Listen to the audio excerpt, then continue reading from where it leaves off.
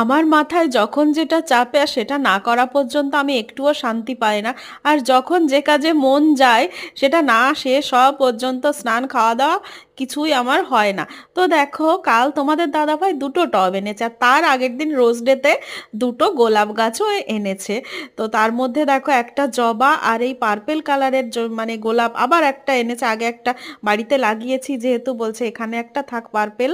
তো আমার বিয়েডের কিছু কালার বেঁচে ছিল, তো ভাবছি টপ দুটো এত সুন্দরই লাগছে, রোদের মধ্যে চকচক করছে, ভাবছি কালার বেঁচে আছে, কি কাজে লাগাই কি কাজে লাগাই অনেক দিন ধরেই ভাবছিলাম।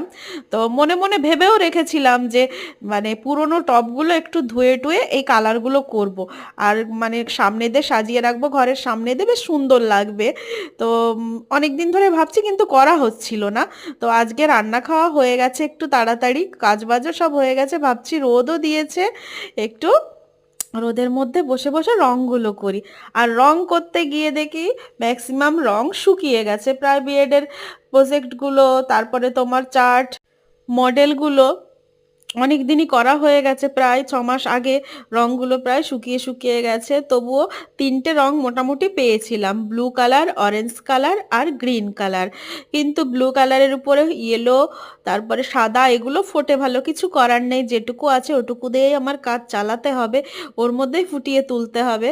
তো যাই হোক, দেখো আর এনে দেওয়ার মতোও কেউ ছিল না বাড়িতে, যে আর কি বলতো, একটা কাজ ফেলে রাখলে সেটা আর হয় না, যে তোমাদের দাদাভাইকে বলবো যে এনে রাখতে, পরে হয়তো আজ করি কাল করি করে হয় না। তো ভেবে রেখেছি যে এই দুটো টব আর যা আছে এই দিয়েই করে ফেলবো। পরে ভাবা যাচ্ছে আবার ওকে রং আনতে বলবো, হয়তো পরে গিয়ে করব। তো এই যে দেখো শুরু করে দিয়েছি, তো দুটো টব আগে একটা করে ফেলেছি অলরেডি। তো সেটা রং শর্ট পড়েছিল আর ব্লুটা আর অরেঞ্জটা একটু বেশি ছিল। তো দেখো দুটো কালার দিয়েই চালিয়ে দিচ্ছি, আর উপরে একটু গ্রিন কালার করেছি। তো মনে যা আসছিল তাই আঁকিবুকি করলাম, কোনো প্লাটাত করে মাথাতে এলো, আর আঁকতে আঁকতে যে ডিজাইনগুলো আসছিল ওইগুলোই দেখো এঁকে টেকে দিয়েছি। হয়ে গেলে তোমাদের সঙ্গে পুরোটাই শেয়ার করব। তো একটাতে মানে গোলাপ লাগাবো আর একটাতে জবা ফুল গাছ লাগাবো ভেবেছি। তো উম, তোমাদের দাদাভাই গুছিয়ে লাগাবে। তো অনেক কিছু আনা নেই, সার মাটি, তো ওগুলো আনতে একটু সময়ও লাগবে। তো ভেবেছি যে ততক্ষণে টব দুটো আমি পেন্ট করে ফেলি। এই যে করছি, আর কেমন হয়েছে অবশ্যই তোমরা কমেন্ট করে জানিও। আর দুটো কমপ্লিট হয়ে যাবে তখন তোমাদের সঙ্গে অবশ্যই আমি শেয়ার করব।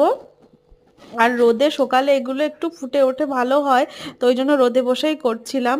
আর করতে করতে অনেকটাই বেলা হয়ে গেছিলো, স্নান খাওয়া করতে অনেকটাই দেরি হয়ে গেছিলো আমার।